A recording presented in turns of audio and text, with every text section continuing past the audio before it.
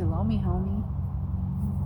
Shalom here at the hub for the Community Supportive Foodscapes project.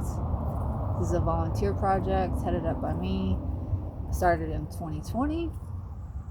I'll put the link to the website for this project in the description so that I don't have to go into all of the details about the mission and the vision here in this video. But I will say that I have decided to turn this into a nonprofit officially because I have been documenting things, and there is money available out there for projects such as this, so why not go for it? It could help. So this is me officially announcing that I am going to do that, and also anything that you've ever donated to this living ministry is also supporting this project, which is going towards helping to create a more sustainable, resilient, abundant world where people are growing their own food and their own medicine and taking more responsibility for meeting more of their own needs directly, which is a very satisfying thing. So let me show you the dry erase board that I put up here on the shed in the heart of the property. It's a 2-acre property, and it has notes, it has things we need, projects that we are working on immediately. I have listed here the design principles that we're using as a framework as we create the design and the plan. So let me show this to you. So this is the board. Okay, so these are the design principles that we're using, and these are the this is the ethics, earth care, people care, fair share. That's what we're going for in this world. Okay, so observe and interact with your property, catch and store energy, obtain a yield, apply self-regulation, and accept feedback. Use and value renewable resources and services, produce no waste, design from patterns to details, integrate rather than segregate, use small and slow solutions, use and value diversity, use edges and value marginal, creatively use and respond to change. Each important element has many functions, at least 3. Relative location, meaning place your elements so that synergistic relationships emerge, so that you are increasing the number of functions of each element and the productivity of each element. You want to create the least amount of change for the greatest effect and turn your problems into solutions. For example, if you have an area that floods, turn that into a pond to hold the water. Okay, so these are not principles that I made up. These are permaculture principles. This is not necessarily a permaculture project. I'm pulling from a lot of different philosophies and things that I've studied. But as a person who is certified in permaculture, I am drawing from these principles. And I actually apply these principles to my life in general. This is not just good for creating a food system. This is good for creating relationships and just a way of thinking about life in general and the way you interact with things. So one of the things we're going to be doing here is creating a food forest, also known as a 7-story garden. 7-story is kind of a misnomer because there's actually more than 7 stories, but these are the 7 stories are the ones people usually think of. So here we have the canopy. This is going to be the largest trees in your system, either fruit trees usually or nut trees. You have your dwarf trees that go under the canopy, so that's the understory.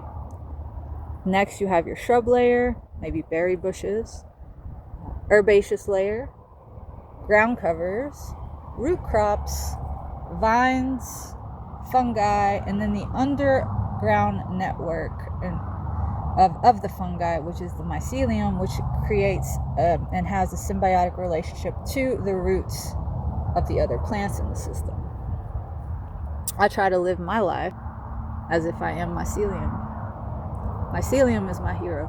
Mycelium and Jesus Christ. They're going to save the world. Mushrooms and Jesus, okay? So here's some of the immediate tasks that we're doing. We're laying out irrigation along the fence line. We are direct seeding sun hemp. I did this yesterday to create a living fence.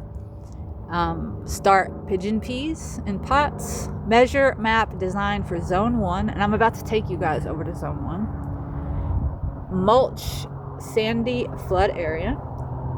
Collect and send off soil samples and set up troughs for chicks. Okay, because we just got some baby chicks. And ideally you would have that done before you get the chickens, by the way. So fun art projects that we're going to work on. Creating a portal. And needs. This is just a list. I won't read this off, but just this is what we have on our board here. Things that we need to be collecting immediately. Okay, so this is the perimeter of the property. So this is the beginning of my basement. It's 2 scale. Each of these little blocks here is 5 foot, right? And we're going to this area of the garden right now. So this area of the property is where I'm going to walk you over to right now, okay? So let me take you over there. And I will show you. So, let me show you on the map here also. You see this east line here, boundary? Okay. This is where the living fence is going to be. That's the wood fence that you see out here. That's what this is on the base map. Now, this where we planted the sun hemp. So, the living fence is actually quite interesting because it's going to be successional in that there's going to be a few different phases of its growth. And we're using 3 different plants to create this fence, and each will replace the other. So first off, we are growing a very fast growing annual legume known as sun hemp. It grows in 60 days. It will go from seed to 6 foot tall, and it grows up to 9 feet tall. So it will be about 3 foot taller than the fence, right? So every 10 days, you're going to get a foot of growth on that. So that's an instant living fence almost. And it's beautiful. It has a beautiful yellow flower. You're going to get multiple functions out of that plant. So it's going to provide privacy. It's going to mask the fence. It's going to have a flower for pollinators. It's going to hold onto soil with its roots. It's going to catch and store atmospheric nitrogen and store it in its roots, so that when you chop it down at the end of the season, it's going to slough off that nitrogen into the soil and feed the plants around it. You'll be able to take the biomass of that plant once it's been cut down, add it to the soil, and create biomass and build the soil, right? So it's also good it's good fodder for the chickens. Now, so we planted that direct seed yesterday, and now next I'm going to come along, and in front of that I'm going to plant a row of pigeon pea seeds that I have right here. This is the next round. They grow a little slower, and they will turn into a short-lived perennial. It'll last about 3 years. But this is a little shrubby tree which grows about 6 foot tall, which is the height of that fence, right? So I start these after the sun hemp. By the time it's time to chop down the sun hemp as an annual that's dying off, these will have grown up to replace the sun hemp as the second living fence. Now, the third plant that we're planting, and the final permanent living fence structure, will be a Bolivian sunflower. This is a cutting, and this is all you need. You take a cutting from an existing living plant. A rule of thumb is that you take a cutting that is about the size of your thumb around. That's a good rule of thumb, right? 8 to 12 inches long. You plant half of that in soil and keep it moist, and it will root. And this plant will easily grow 12 foot tall, 5 foot wide. Okay, we're going to have that all the way down the fence line. We're going to root these in the nursery and then plant them directly in front of the sun hemp, in front of the pigeon peas. And then once they overtake the pigeon peas in height, we will cut down the pigeon pea, which is also a nitrogen fixer that will do the same thing as the sun hemp. It will build the soil. It also will provide you with food source, high in protein, and it will build the soil, give you biomass, right? Now, the Bolivian sunflower, as the final fence, is going to help to block some of the noise from the traffic, because we're right next to the highway. It's going to create a visual barrier. It's going to provide a flower for the pollinators, a beautiful yellow sunflower. Fodder for the chickens. It's very high in nutrients, the leaves are, because this plant is what is known as a dynamic accumulating plant, meaning it has a very deep root system. So it sends its roots way down into the earth and is able to catch and bring up nutrients that other plants, which are more shallowly rooted, cannot reach or access. It brings those nutrients up, stores it in its leaves, and then you drop it, and either the chickens take it up as food and you get that nutrients in your eggs, or it builds the soil and the other plants take up those nutrients, right? So lots of uses with this living fence. Now, we are over here in zone 1. So on a property like this, we'll have several zones. Zone 0 will be the house. The area closest to the house is zone 1. And then you go out from there, 2, 3, 4. The bigger the number, the less amount of time you're spending in that area, right? So the things that you want closest to the house are the things that need the most care, that you need to tend to every day. So this is zone 1, where we're going to have annual vegetables, herbs, fruit trees. The chickens are here to collect, so we can collect eggs every day easily. Now, I'm creating a base map for this, right? So I'm going to be mapping out what is here and then adding elements that we are going to bringing into the system and plotting them on the map before we start doing anything physically. That's very important so that you can most efficiently use your space. Now, there already are a lot of trees here, as you see, but these trees were planted very haphazardly with not much planning. So the space has not been most efficiently used as far as, productivity. And also, this area tends to flood. There's a very high water table here, and what's been happening is that homeowners do have an artesian well, and they've been leaving the pump on to run quite a lot. So you combine that with the already high water table, and it's very rainy. This area has been very swampy, which most trees don't appreciate wet roots, so it's going to cause a problem, root rot, and disease, and that's what's happened. So a lot of these trees are sick. So what we're gonna do is I've marked all these trees, I've flagged them, and we're going to dig them out, and we're going to put them in the nursery, and I'm going to nurse them back to health, and then we're going to have a clean slate to work with here. We're basically taking out every fruit tree that you see here and these palm trees, and except for this mango, because it's quite large, and though it doesn't look great, right? So we're going to rehab it as well, give it some extra love, but it does have fruit on it, so that's good. Now, what I've done here is I've created this is the base, this is the border for what is going to be a hugelkultur mound, right? So I've created a skirt around this tree. So this bed is going to be approximately 2 to 3 foot wide throughout. It's a U pattern, like you can step in here. All right, so you can access both sides of this, and you can go in and collect the mangoes.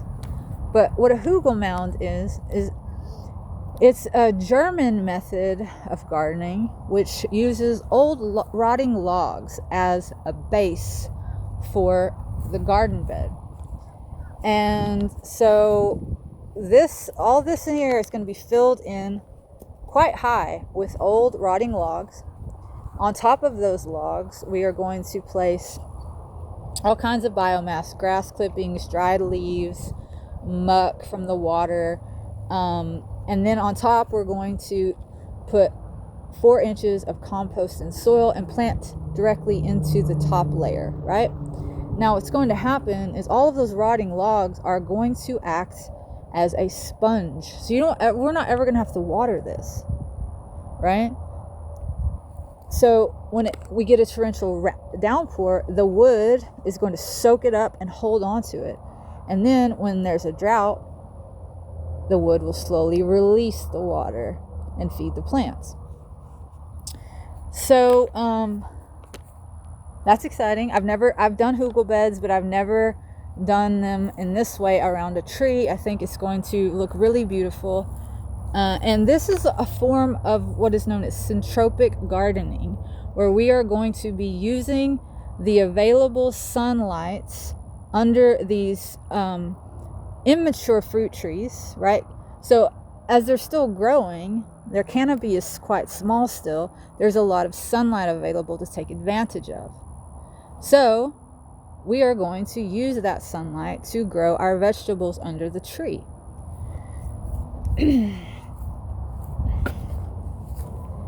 All of this grass is going to be covered with a layer of cardboard, which we're going to get from the city waste stream.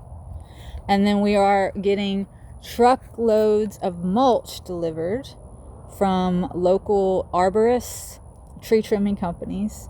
And we are putting just layer after layer of mulch on top of the cardboard to build the soil. The grass, you don't need to dig it up, just leave it in its place. Least amount of work for the greatest effect.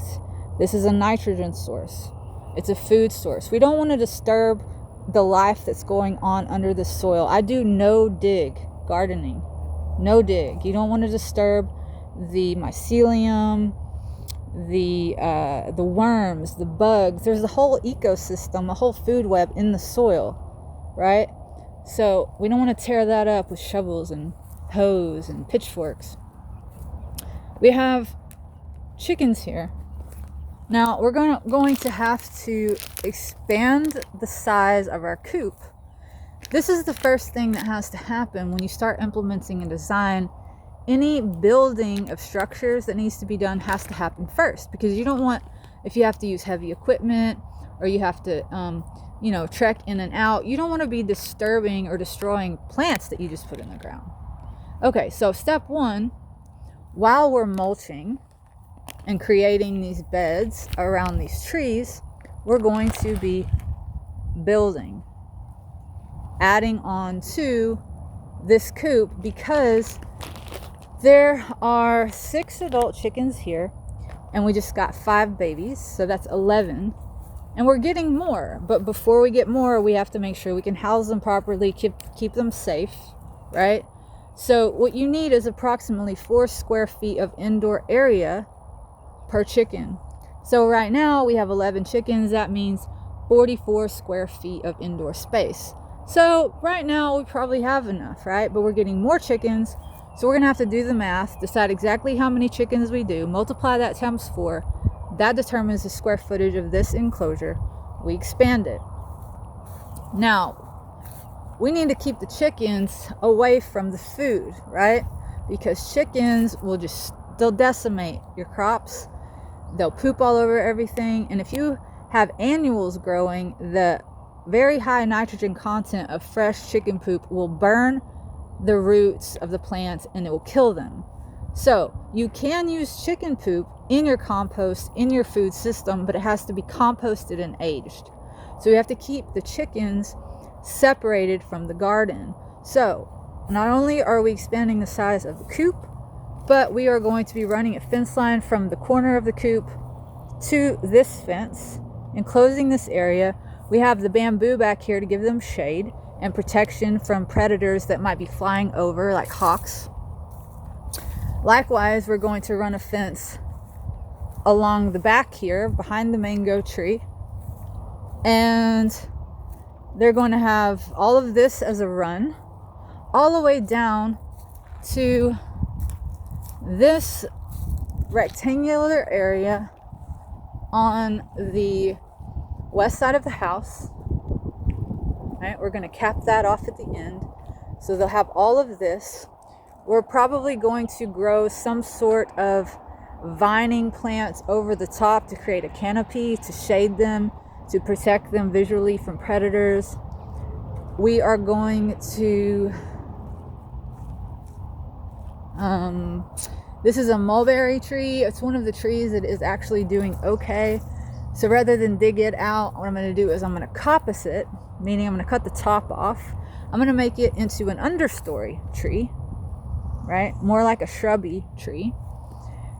Each of these cuttings can be rooted and turned into a new tree, and it grows very fast.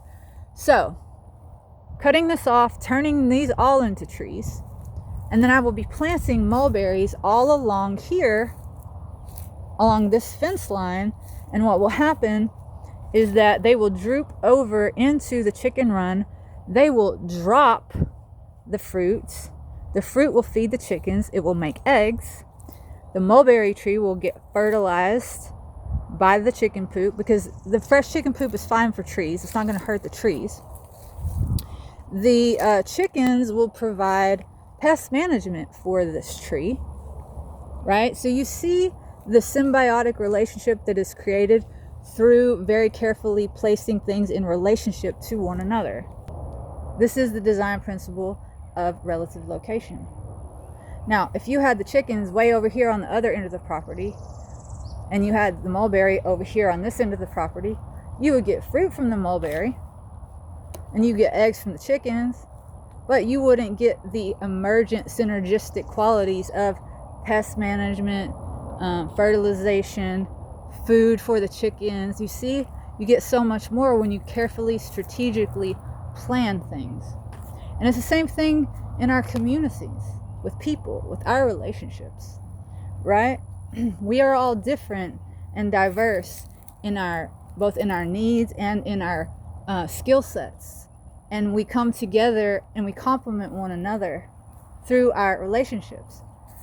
So, like, the other thing I'm going to be doing here is around each of these fruit trees, it's talking about community, is I'm going to create communities of plants known as guilds.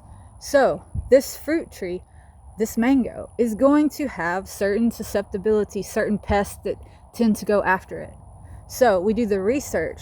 We find out what sorts of plants maybe attract bugs that like to eat the bugs that attack the tree, right? Because there's predator bugs and there's beneficial, there's bugs that are pests to the tree, and then there's beneficial predator insects which feed upon the bad bugs. They all have a function in the system. So rather than come in with a chemical pesticide, we use nature's natural pesticide.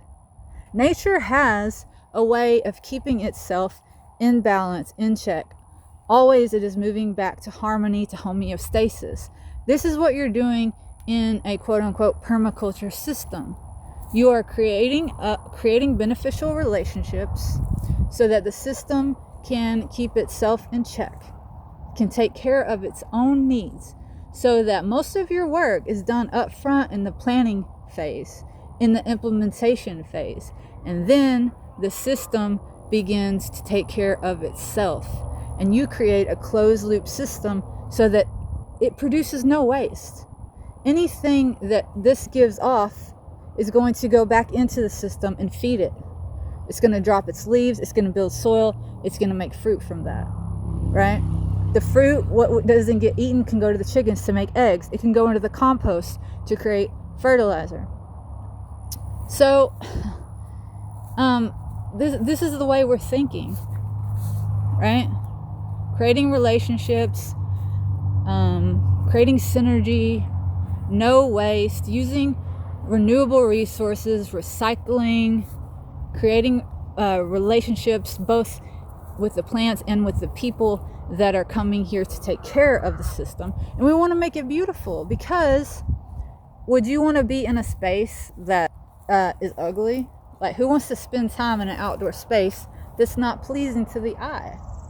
So we want to make this like a living piece of artwork, and that's what it is. That's what nature is, really. It's functional art, and we're meant to be a part of that, to be stewards of that. So gardening is so good for you. Not only does it give you food and medicine, but it gives you a chance to be outside in the fresh air, in the sunshine, to be walking barefoot and getting all kinds of like really great neurochemicals happening inside of you. You know, just feel good. Dopamine, oxytocin, serotonin. Like, you get these things from the sunshine, from the soil, from the fresh air, from the food. And also just being with other people and working together as a team. It's so satisfying. So, you know, one of the greatest things that I've ever experienced is planting a garden, caring for it, harvesting the food, and then preparing that food for someone that I loved. Like, I don't think it gets much better than that as a human. It's pretty cool. So, yeah, this video is getting a little bit long, but I'll come back as we do projects, and I'll make shorter videos of each of the projects, show you what we're doing. We're going to be having a work day soon. So we're going to have people come out, we're going to lay cardboard, we're going to spread mulch, we're going to have snacks, we're going to listen to music, we're going to have fun.